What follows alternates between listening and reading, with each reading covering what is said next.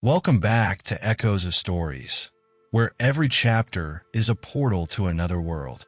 Tonight, vengeance sharpens its blade and destiny takes a daring turn.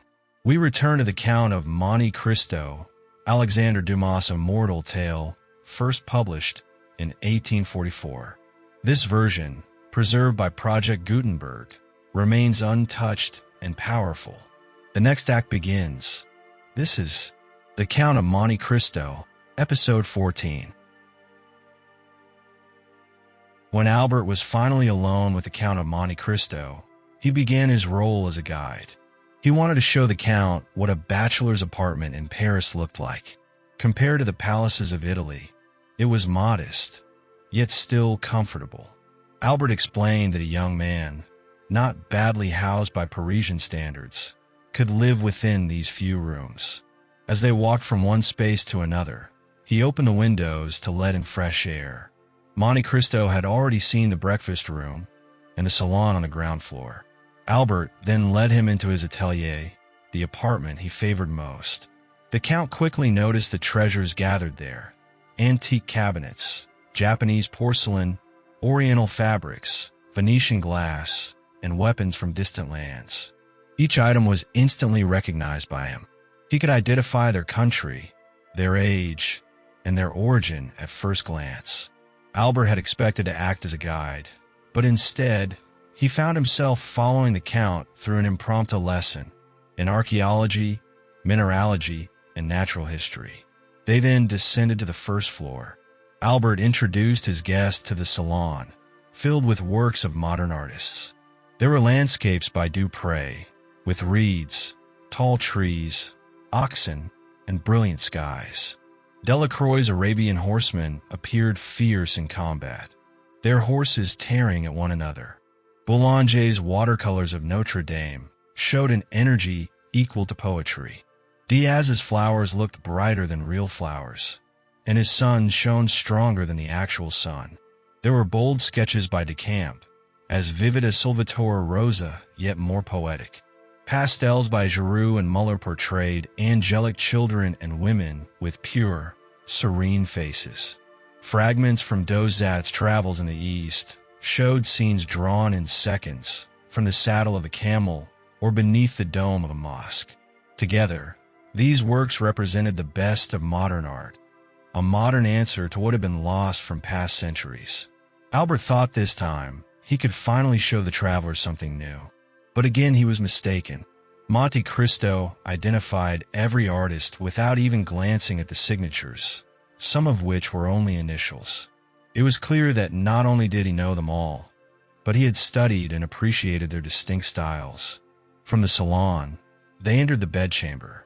It was elegant yet simple, with only one portrait. The painting, signed by Leopold Robert, caught the Count's attention. He stepped quickly across the room and stopped before it. The portrait was of a young woman in her mid-20s.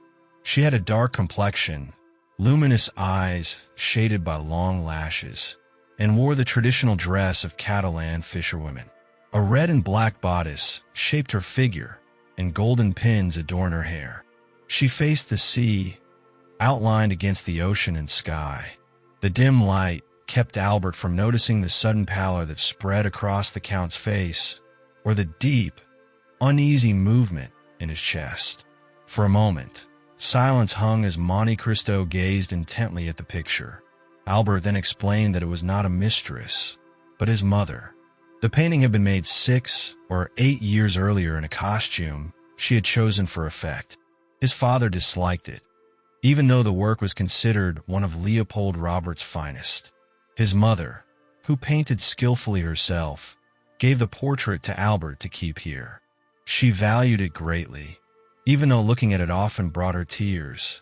It was the only matter of disagreement between his parents, who otherwise remained as united after 20 years of marriage as they had been on their wedding day. Monte Cristo studied Albert as if searching for deeper meaning, but the young man spoke with innocent sincerity. Albert then invited the Count to meet his parents, the Count and Countess de Morcerf, who were eager to thank him in person for what he had done in Rome.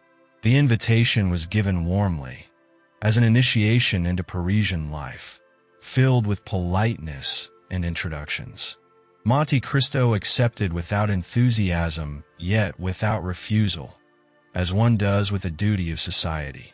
Albert called for his servant to announce the Count's arrival.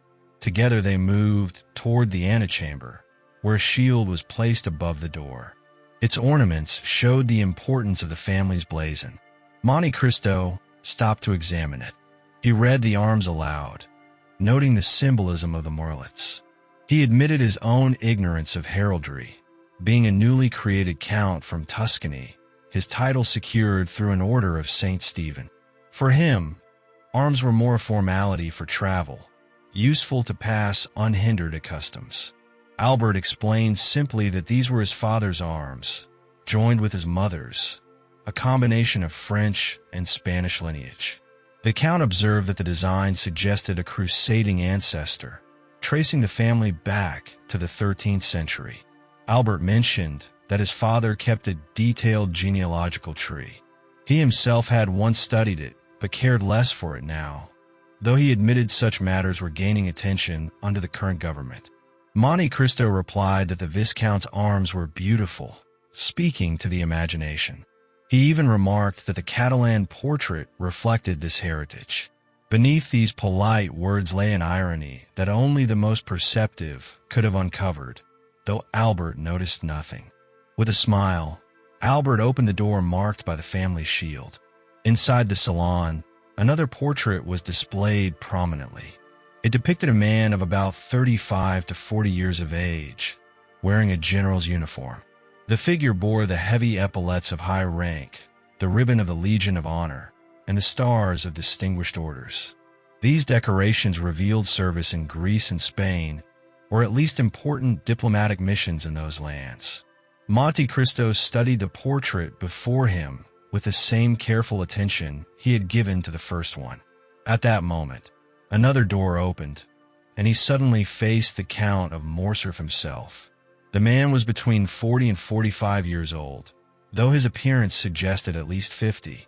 His black mustache and eyebrows contrasted sharply with his hair, which was already turning white and cut short in strict military style. Dressed in plain clothing, he still wore the ribbons of his various orders at his buttonhole. He entered with dignity, though his step betrayed a slight haste. Monte Cristo watched him approach, remaining still, his feet seemingly rooted to the floor, his gaze fixed on the Count. Albert introduced his father to the visitor, describing the Count as the man who had come to his aid during a critical moment in Rome. The Count of Morcerf greeted Monte Cristo with courtesy, acknowledging that by saving his only heir, the visitor had earned his family's eternal gratitude. He motioned toward a chair, seating himself opposite the window. Monte Cristo accepted the seat, but chose a position hidden in the shadow of the heavy velvet curtains. From there, he studied the Count's weary features, reading in each line and wrinkle a history of hidden sorrows. Morcerf explained that the Countess would soon join them, as she had been informed of their guest's arrival. Monte Cristo spoke of the honor. He felt at meeting a man whose reputation matched his merit. With polite irony, he asked if perhaps the plains of Mitidja or the mountains of Atlas still held a marshal's staff waiting for Morcerf. The Count reddened slightly and explained that he had left the service after the July Revolution. Though once a peer and a general, he had resigned when political changes closed the path to further advancement. Having hung up his sword, he had turned to politics, industry, and the study of useful arts, interests long desired but once denied by his years of service. Monte Cristo responded with praise, remarking that such humility and determination were rare and even sublime. Albert listened in amazement, unaccustomed to hearing the Count speak with such passion. To soften the shadow of regret on Morcerf's brow, Monte Cristo contrasted this with the unchanging traditions of Italy, where men followed the same paths without change or usefulness. Morcerf then urged Monte Cristo to consider France his home, a country that welcomed strangers even when it seemed ungrateful to its own children. Albert added with a smile that Monte Cristo despised honors and cared only for the stamps on his passport. The Count admitted the remark was accurate. Morcerf sighed, observing that Monte Cristo had chosen a path strewn with flowers. The Count replied with a mysterious smile, one that no painter could capture and no analyst could define. Their conversation was interrupted when Morcerf offered to take his guest to the chamber, promising an intriguing debate. Monte Cristo declined politely, preferring instead to wait for the introduction to the Countess. At that moment, Madame de Morcerf appeared at the opposite entrance. Pale and motionless, she had already been listening for some time. As Monte Cristo turned toward her, she dropped her arm from the gilded doorpost. Rising, he bowed deeply. She inclined her head in silence. Both her husband and son asked if she was unwell, but she reassured them with a faint smile. She explained that her emotion came from finally meeting the man who had saved her son's life. With solemn grace, she declared her gratitude, blessing him as she thanked him. The Count bowed even lower than before, his face paler than hers. He insisted that what he had done was only a simple act of humanity, nothing more. Mercedes lifted her eyes to heaven with fervent thanks, and the Count thought he saw tears within them. Morcerf excused himself, reminding his wife that he had to attend a session where he was expected to speak. She accepted his departure calmly, then invited Monte Cristo to spend the rest of the day with them. The Count declined, explaining that he had only just arrived in Paris and had not yet seen how he was settled. The Countess asked him to promise a future visit. He inclined his head without words, the gesture passing for agreement. She then ended the moment gracefully, unwilling to let gratitude become burdensome. Albert offered his carriage to the visitor, but Monte Cristo believed his steward Bertuccio had already arranged everything. Together they walked to the door, where, as expected, a splendid coupe awaited, with horses so fine that even the wealthy of Paris had recently failed to purchase them. Monte Cristo stepped into the vehicle, joking that Albert should spread the rumor of his genius for surprise among the ladies. As the carriage door closed, he caught a fleeting movement in the curtains of the room where Madame de Morcerf remained. When Albert returned to his mother, he found her reclined in her boudoir. The room was dim, lit only by the glimmer of gilded frames and spangles on the drapery. She wore a thin veil that covered her face, and her voice sounded altered. Among the sweet perfumes of roses and heliotropes, Albert detected the sharper scent of salts. A smelling bottle lay open on the mantelpiece. Concerned, he asked if she had been unwell. She denied it, blaming the heavy fragrance of the flowers, which she said could be overpowering until one grew used to them. Albert insisted the flowers be removed, recalling how pale she had been earlier. Mercedes asked quickly if his father had noticed. Albert assured her that while his father had not mentioned it, he himself had not forgotten. She admitted she remembered it too. A servant entered after Albert rang the bell. At his request, the flowers that filled the room were carried away, for they made the Countess feel unwell. A silence followed until the last vase had been removed. Then the Countess asked about the name Monte Cristo. She wanted to know if it was a family name, the name of an estate, or merely a title. Albert explained that it was only a title.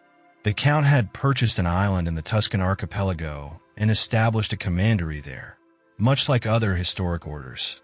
He had no other claim to nobility, calling himself a chance count, though in Rome many regarded him as a man of great distinction. The Countess admitted that in the few minutes she had seen him, his manners seemed admirable. Albert agreed, declaring them perfect, more refined than even the aristocracy of England, Spain, or Germany. After a pause, she asked her son, as a mother concerned, what he thought of the man. She reminded him of his sharp insight and worldly knowledge, unusual for his age. Albert admitted he had not formed a complete opinion, but thought the Count might be Maltese. She pressed him further, not about his origin, but about his nature.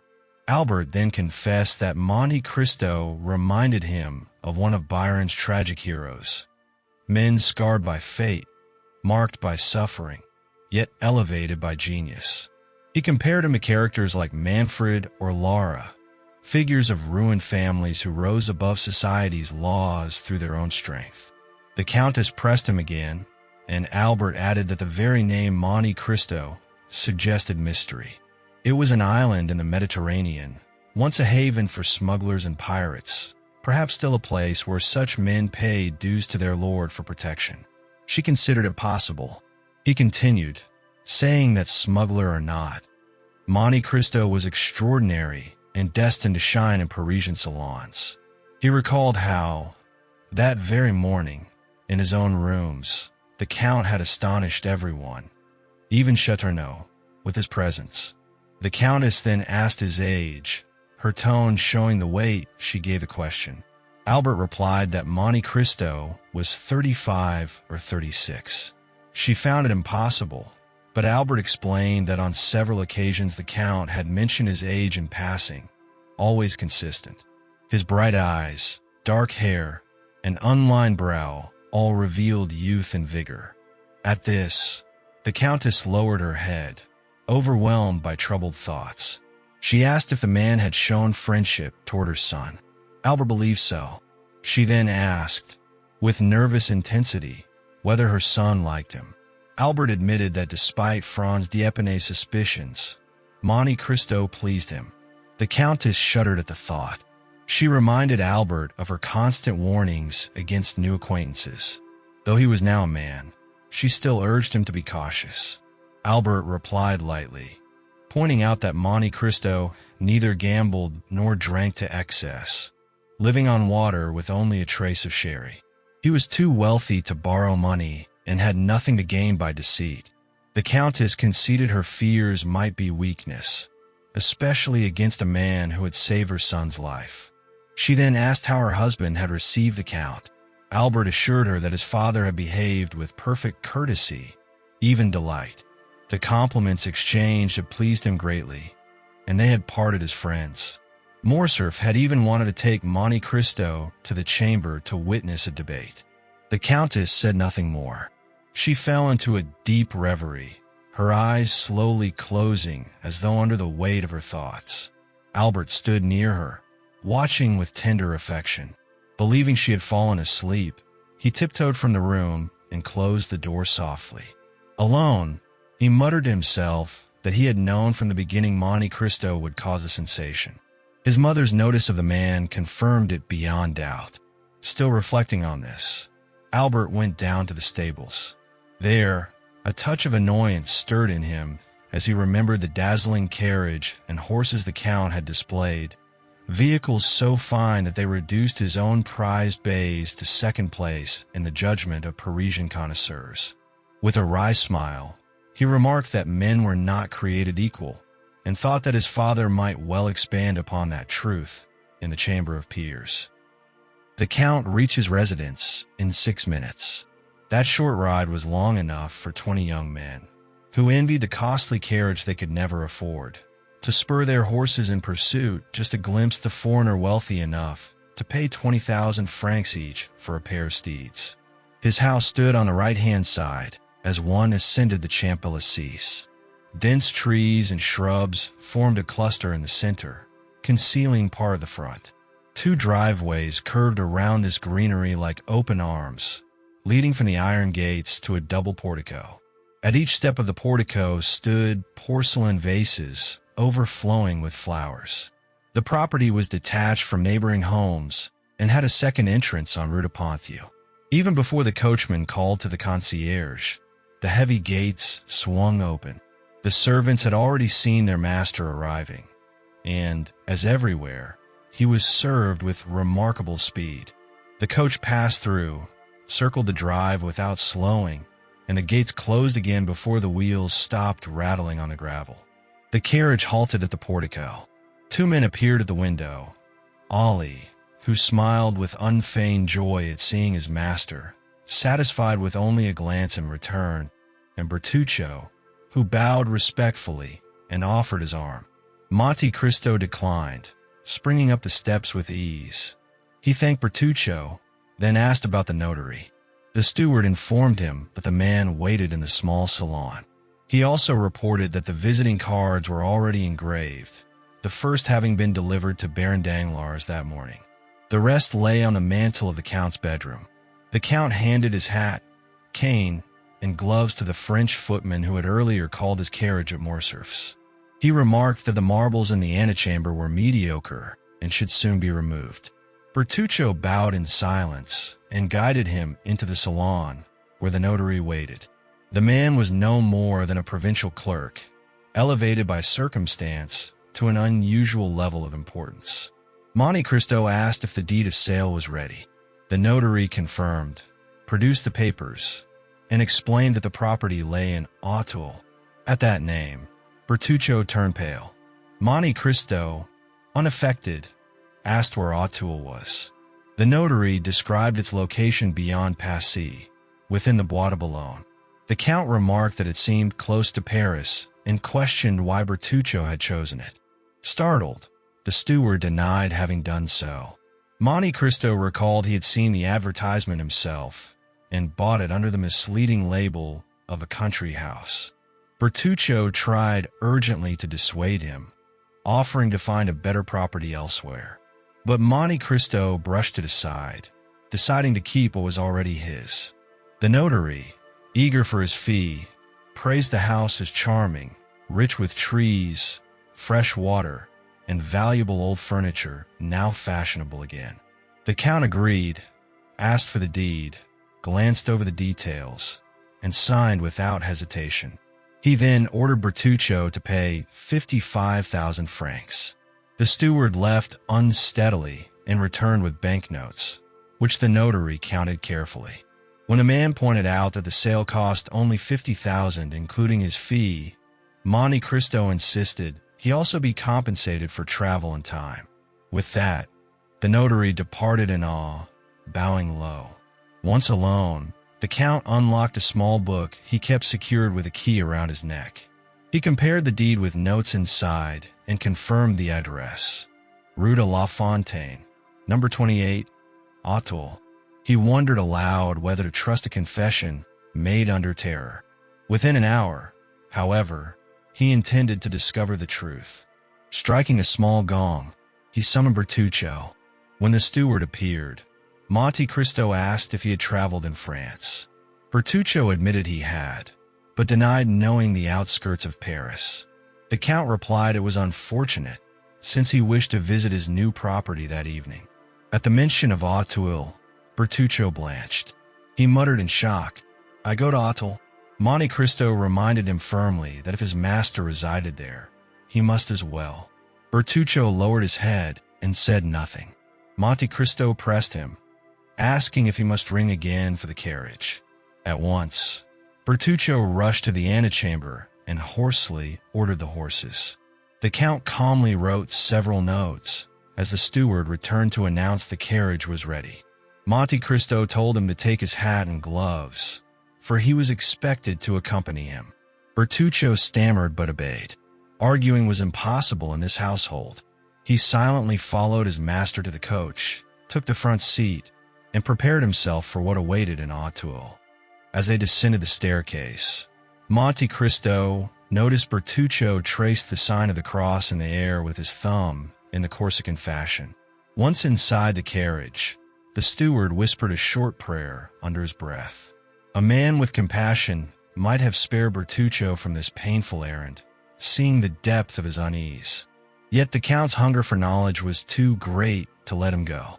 Within 20 minutes, they arrived at Auteuil. The steward's agitation grew as the carriage entered the village. Pressed into a corner, Bertuccio watched each house they passed with nervous intensity. Monte Cristo ordered the coachman to stop at Rue de la Fontaine, number 28, keeping his gaze fixed on the steward as he did so.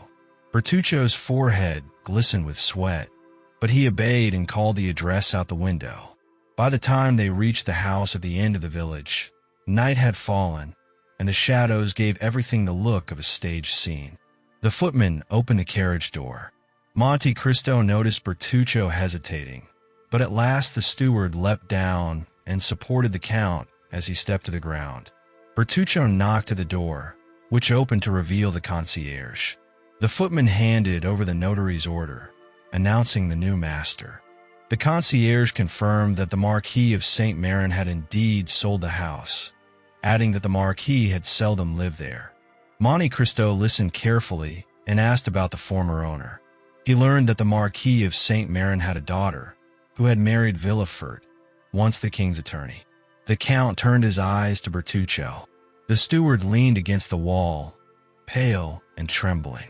The concierge explained that the daughter had died 21 years before, and the Marquis himself had scarcely returned since.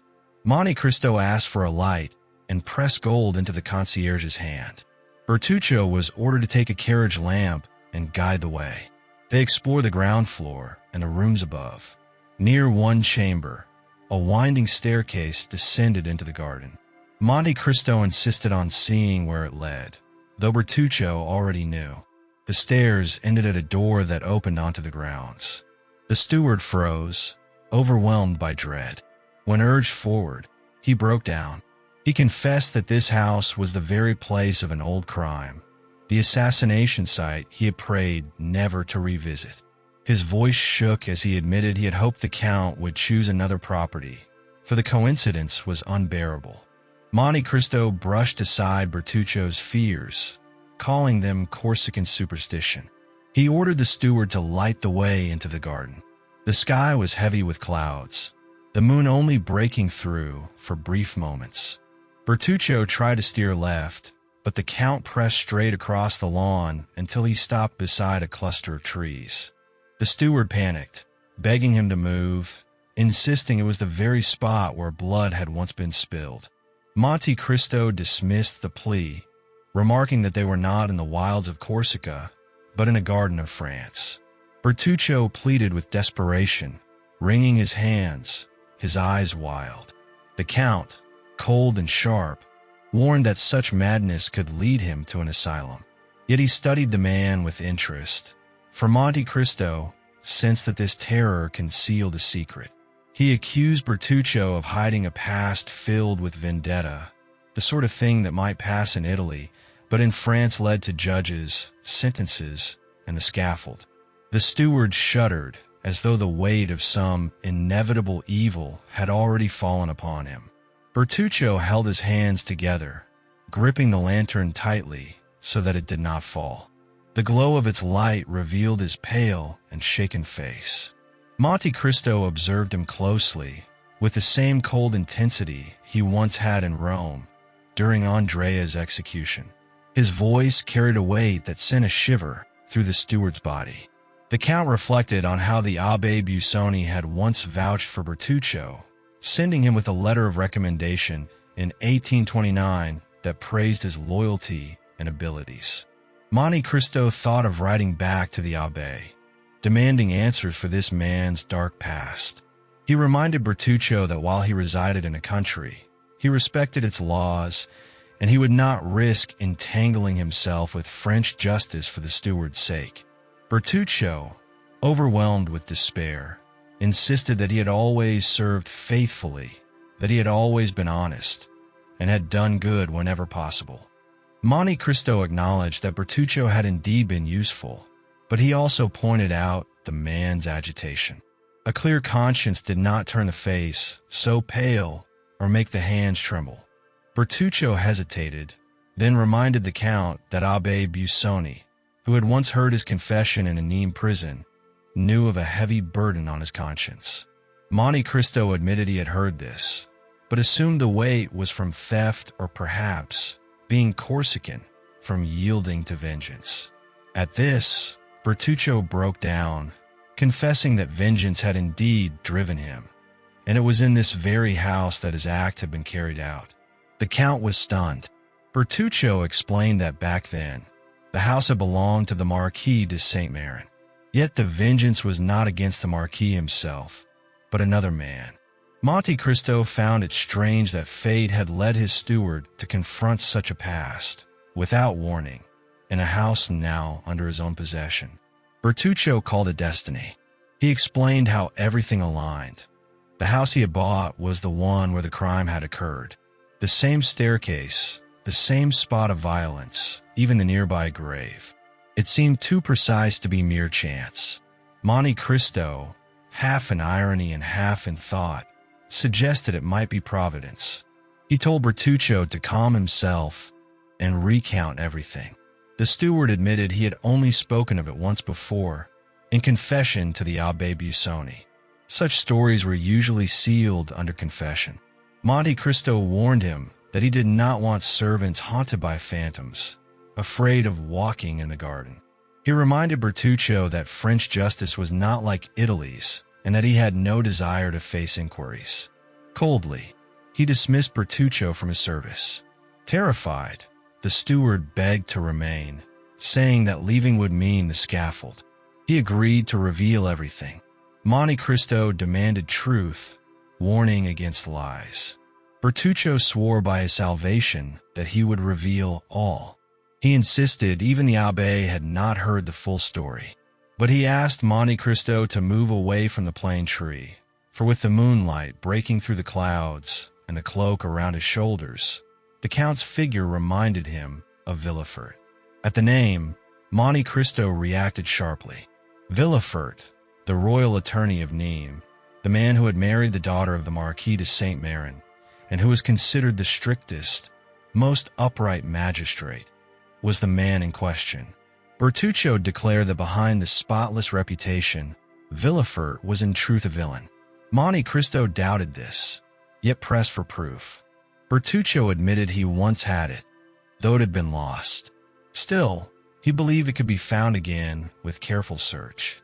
The Count, now intrigued, invited him to recount the tale.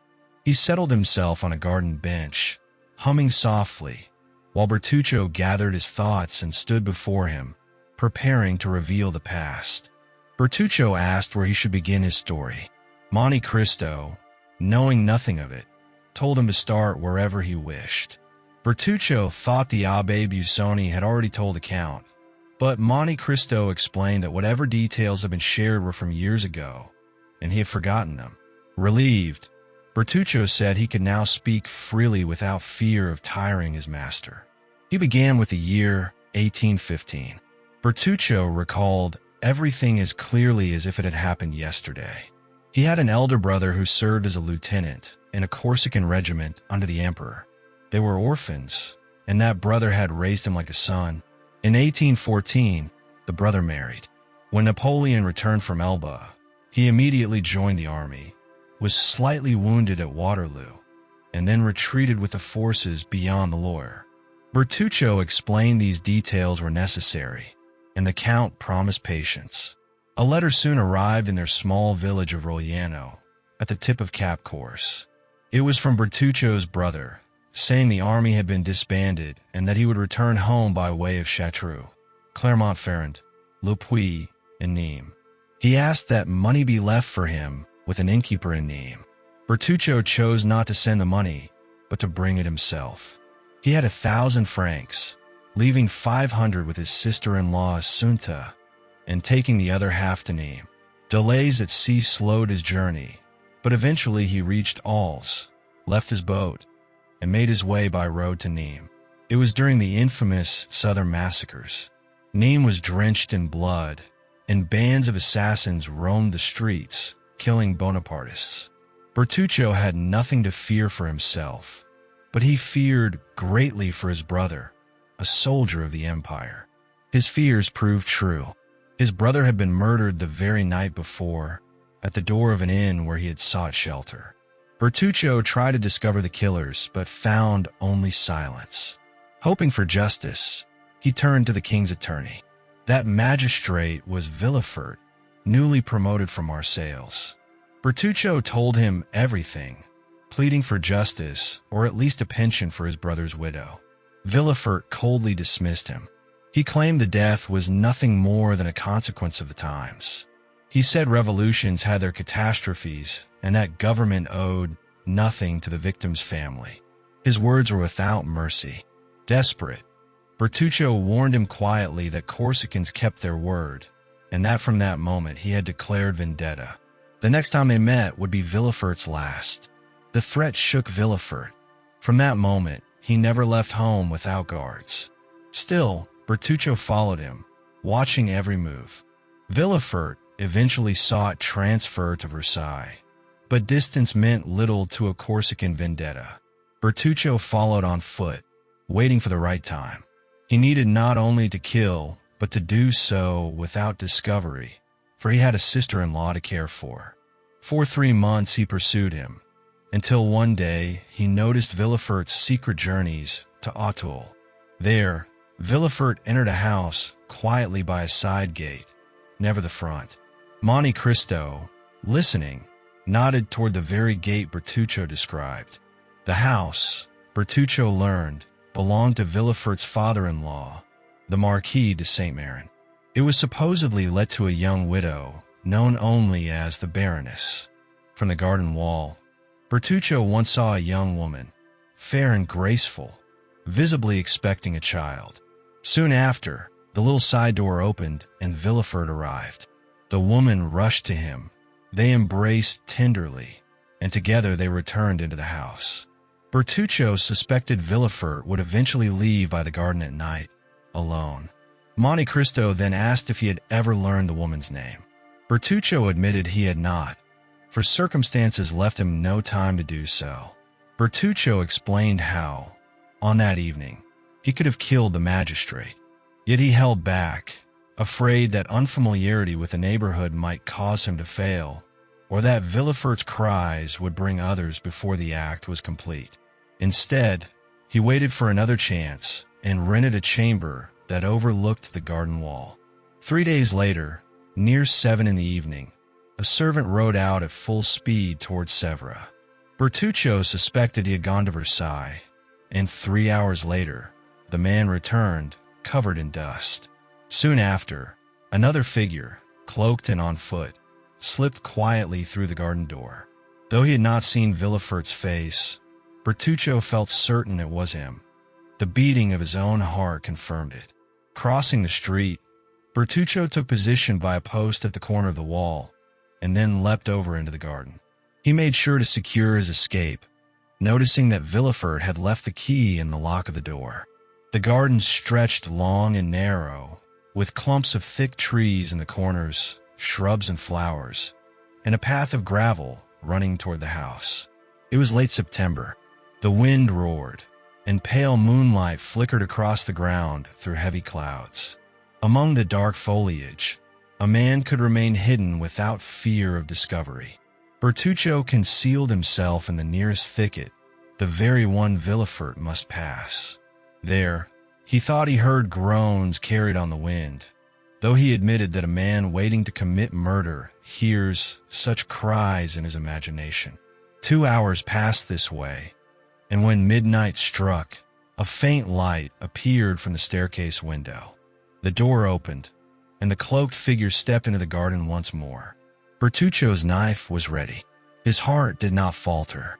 Yet as Villefort drew near, Bertuccio saw the supposed weapon in his hands was only a spade. This puzzled him.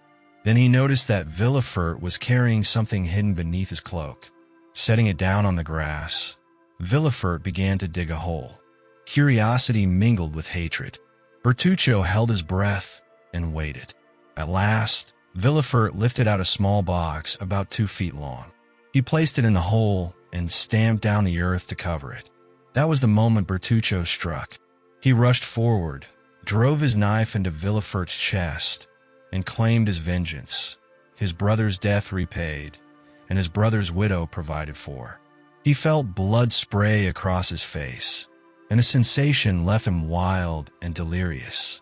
Quickly, he uncovered the box, refilled the grave, hurled the spade over the wall, and escaped with the key. Monte Cristo commented coldly that this act seemed more like murder and robbery. Bertuccio disagreed. For him, it was vendetta, followed by restitution. The Count asked about the treasure. Bertuccio replied it had not been money. The Count recalled mention of an infant. Indeed, within the box lay a newborn child wrapped in fine linen. The tiny face was purple, the hands violet, showing that life had nearly gone. Though the body was not yet cold, Bertuccio hesitated before discarding it into the river. He felt a faint heartbeat. Remembering his time assisting at the hospital in Bastia, he attempted resuscitation. For 15 long minutes, he breathed life into the little lungs. At last, the infant cried. In that moment, Bertuccio cried out himself, not from anger but from joy. He felt that God had not cursed him after all, for he had allowed a life to be saved in exchange for the life that had been taken. Monte Cristo wanted to know what had been done with the child, since carrying such a burden while escaping was not easy. Bertuccio explained that he never intended to keep the infant. He knew that in Paris there was an asylum where abandoned children were accepted. As he entered the city gates, he claimed he had found the child on the road. The box confirmed his story. The fine linen proved the infant came from wealthy parents, and the blood that stained him could have been from the child as easily as from anyone else. No one questioned him.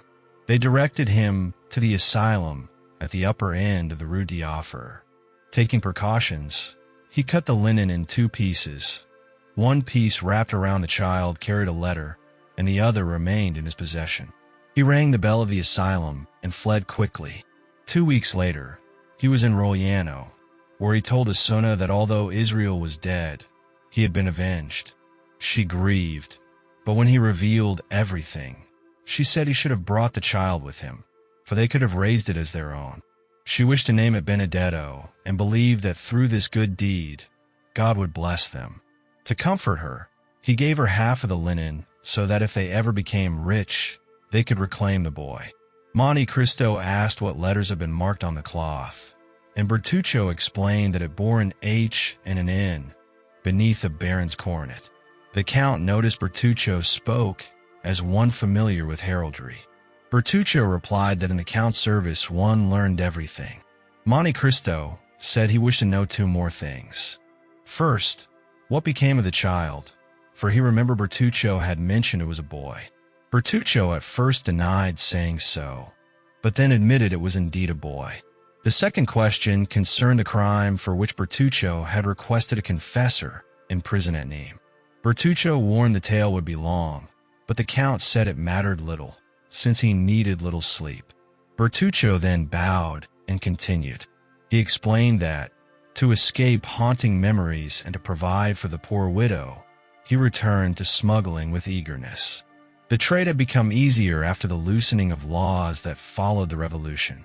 The southern districts were poorly guarded, troubled by constant unrest in Avignon, Nîmes, and Uzes. This gave them room to build friendships everywhere. Since his brother's assassination in Nîmes, Bertuccio never again entered the town. The innkeeper they once dealt with was forced to come to them instead, setting up a branch on the road from Bellegarde to Beaucaire at the sign of the Pont du Gard. They created safe points at places like Aigues-Mortes, Martigues, and Bouc, where they could store goods or hide from the gendarmes. Smuggling was profitable if done with courage and intelligence. Growing up in the mountains, Bertuccio had 2 reasons to fear capture. Any arrest would bring an inquiry, and such an inquiry could uncover far worse crimes in his past than smuggling. So he preferred death to capture, and often risked everything. He came to believe that those who devote their lives to bold ventures gain a strength beyond that of ordinary men. Monte Cristo observed that his words sounded like philosophy. Bertuccio admitted he had tried many things in life, and the count remarked that philosophy at such an hour was late, but at least Bertuccio's reasoning was sound. Bertuccio then spoke of how his travels grew longer and more profitable. Assunta managed their home, and their small fortune grew. One day, before he set out on a journey, she promised him a surprise on his return. He asked, but she refused to reveal it. His expedition lasted 6 weeks, taking them to Lucca for oil and to Leghorn for English cottons. They returned home successfully, and when Bertuccio entered the house, he saw in Assunta's chamber a cradle more elegant than any of their furniture. Inside lay a baby, 7 or 8 months old, his heart filled with joy, for the only sadness he had ever felt since the murder of the procureur was the thought of abandoning that child. Assunta had guessed his sorrow. Using the half of the linen and noting the exact day and hour when the infant had been left at the asylum, she had gone to Paris during his absence and reclaimed the child. No one objected, and the baby was given to her. Bertuccio confessed that when he saw the child sleeping peacefully in the cradle, tears filled his eyes, and he blessed Assunta for her kindness. Monte Cristo responded that this was faith rather than philosophy, and Bertuccio agreed. Yet he also explained that this child became the instrument of their punishment. Benedetto revealed his corrupt nature early, though it was not due to his upbringing. As a child, he was beautiful, with deep blue eyes and fair hair that gave his face a strange expression, adding both charm and malice to his smile. There was an old saying that those with reddish gold hair could be either entirely good or entirely bad. In Benedetto's case, it proved true, for even in infancy he showed a dark disposition.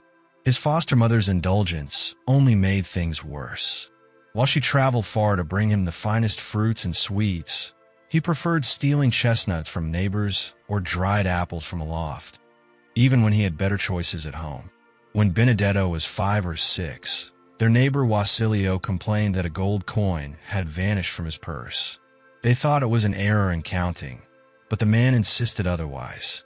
Around the same time, Benedetto disappeared for a whole day and returned dragging a monkey, claiming he had found it tied to a tree. For weeks he had longed for such an animal. Bertuccio knew the tale was false and pressed him to confess. Benedetto only laughed, then boldly declared that Bertuccio had no right to strike him, for he was not his father. Somehow the boy had learned the secret they had guarded so closely. The word shocked Bertuccio so much that he dropped his raised arm without striking. From that moment the boy grew even more daring, spending Assunta's money on whims and mischief. Whenever Bertuccio was present, things remained under control, but as soon as he left, Benedetto ruled the house. By age 11, he chose companions older than himself, young men of ill repute in Bastia and throughout Corsica, already threatened with prosecution for their deeds. Fearing consequences, Bertuccio decided to take the boy with him on an expedition. He hoped that the discipline of smuggling at sea would correct him. He tempted Benedetto with promises, but the boy mocked the idea, laughing at the hardship of such a life when he already had money and freedom from Assunta. Bertuccio was stunned, and the boy went back to his companions, pointing out his uncle as a fool. Monte Cristo called him a sweet child with irony. Bertuccio admitted that if Benedetto had been his own son, or even his true nephew, he might have been able to discipline him. But striking the son of the man he had killed was unbearable. He gave Assunta advice, for she confessed she had lost money more than once. He even showed her a safe place to hide their small fortune. Benedetto was clever, able to read, write, and calculate with ease when he wanted. Bertuccio decided that the boy should be forced into a ship as a clerk, so that his fate would depend on his own conduct. Without warning him, Bertuccio planned to deliver him to a vessel one morning. He left for France with this in mind, preparing to land their cargo in the Gulf of Lions. But this was 1829, when order had been restored and custom house vigilance had doubled, especially with the fair at Beaucaire approaching. Their expedition began with promise. The vessel, built with a double hull to hide the goods, anchored among many other ships lining the banks of the Rhone between Beaucaire and Alès. On arrival, they began unloading the cargo at night. With the help of the innkeeper they trusted, the goods were moved into the town. Bertuccio explained that perhaps success had made them careless, or perhaps betrayal had played a part. Around 5 o'clock one evening, their cabin boy came running breathlessly. He reported seeing a detachment of custom house officers advancing in their direction. Their presence alone was not unusual, for patrols were common along the Rhone. But the boy noticed how carefully they avoided being seen. That detail was alarming. In an instant, everyone was alert, but it was too late. The vessel had been surrounded. Among the officers, Bertuccio spotted gendarmes. At the sight of their uniforms, he felt the fear he never experienced against other dangers. He leapt into the hold, opened a port, and dropped into the river. Diving under the water, he surfaced only to breathe until he reached a newly dug ditch connecting the Rhône to the canal running from Beaucaire to Aigues-Mortes. There, he knew he was safe. He could swim along the ditch unseen, and at last he reached the canal. This path was no accident. Bertuccio had chosen it deliberately. He reminded the Count of the innkeeper from Nîmes, who had opened a tavern on the road from Bellegarde to Beaucaire. Monte Cristo recalled him, noting he had been Bertuccio's colleague. Bertuccio confirmed it, but added that 7 or 8 years earlier, the innkeeper sold his tavern to a tailor from Marseilles. Ruined in his old trade, the man hoped to find fortune in another. With him, the same arrangements had been made as before, and it was this landlord that Bertuccio now intended to approach for shelter. The man's name was Gaspard Cadaris. He had married a woman from the village of Carcani, known only by the name of her birthplace. She was weak from malarial fever, wasting away little by little. Her husband, however, was a tall, powerful man of about 40 or 45. In dangerous times, he had already proven both his courage and his presence of mind. Monte Cristo asked in what year these events took place. Bertuccio answered that it was 1829. The Count pressed further, asking about the month. Bertuccio told him it was June. The Count then wanted to know if it was the beginning or the end of the month. Bertuccio replied that it was the evening of the 3rd. Monte Cristo recalled the evening of June 3rd, 1829. That night, Bertuccio had planned to seek shelter at Cadaris' place. He chose not to use the road entrance, since they rarely did, and instead climbed over the garden hedge. Moving quietly among the olive and wild fig trees, he feared Cadaris might not be alone. So he entered a small shed beside the inn, a place where he had often slept. It was separated from the house by a thin partition, pierced with holes, which made it easy to wait and observe. His intention was simple. If Cadaris was alone, he would reveal himself, finish the meal interrupted earlier by the customs officers, and then take advantage of the storm to return to the Rhône, checking on his vessel and its crew. It was fortunate that he made this choice, for soon Cadaris entered the inn with a stranger. Bertuccio remained quiet, not to eavesdrop, but because there was nothing else to do. He had waited this way before. The stranger was clearly not from the south of France.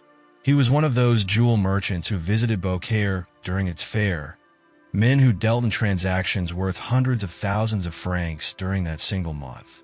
Cadaris entered hastily, saw the room empty except for the dog, and called out to his wife. He announced with excitement that the diamond they possessed was real. At that moment, his wife appeared, pale and trembling. She asked him about the stone, and Cadaris explained that a jeweler from Paris was willing to pay 50,000 francs for it. But the buyer wanted her to repeat the story of how they had come into possession of the jewel.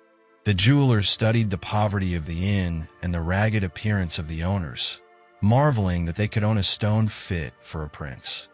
He asked La Carcani to tell the story herself. She said it was a gift from heaven, left by a sailor named Edmond Dantès, who had once been a friend of her husband.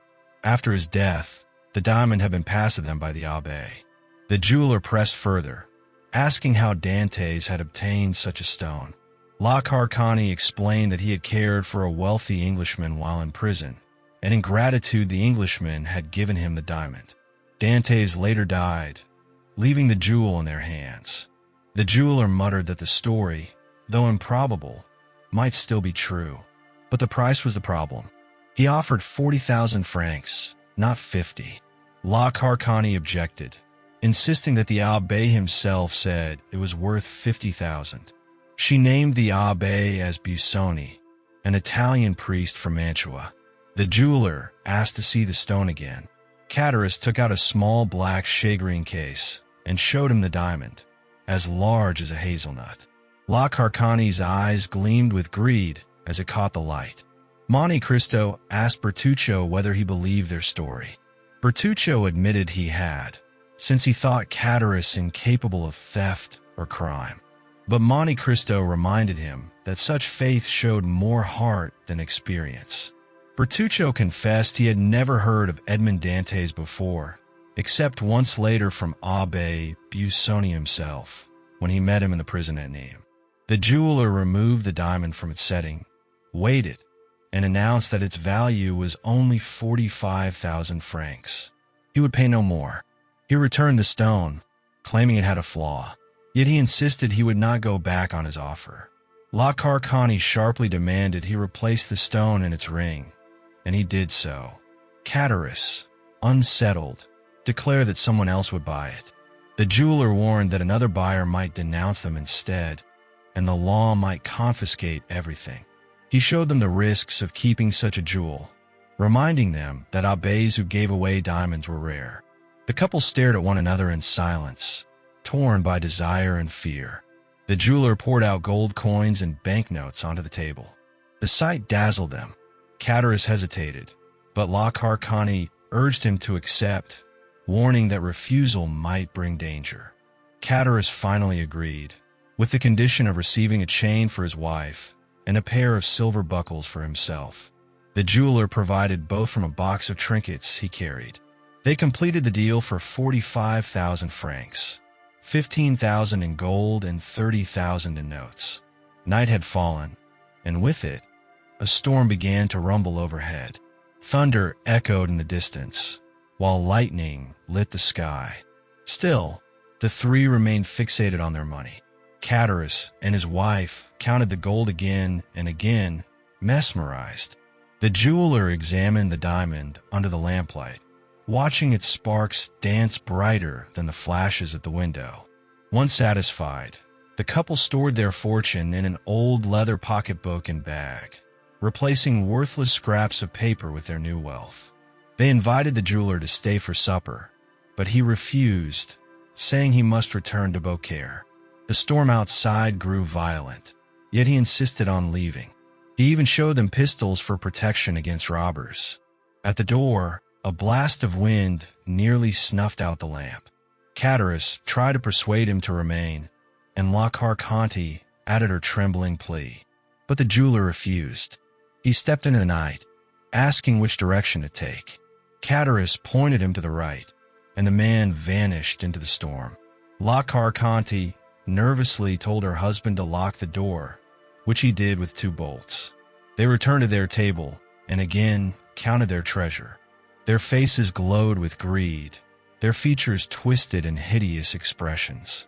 La Carcani demanded to know why he had invited the jeweler to stay, hinting at darker thoughts. She accused him of weakness, saying that if he were truly a man, he would not have let the jeweler leave alive. Catullus recoiled, calling her words blasphemy. A violent clap of thunder shook the room, and lightning made the walls glow with an eerie brightness. Silence followed, until suddenly there came a knock at the door. Both froze in terror. Catullus clutched the money tightly with both hands. A voice called out. It was the jeweler, forced back by the storm. La Carcani, with a terrible smile, whispered that God himself had returned him to them. Pale and sweating, Catullus collapsed into his chair. His wife, however, opened the door with steady hands and welcomed the jeweler back. Soaked with rain, he admitted that he would spend the night there after all. Catullus stammered, unable to hide his dread, while La Carcani double-locked the door behind their guest.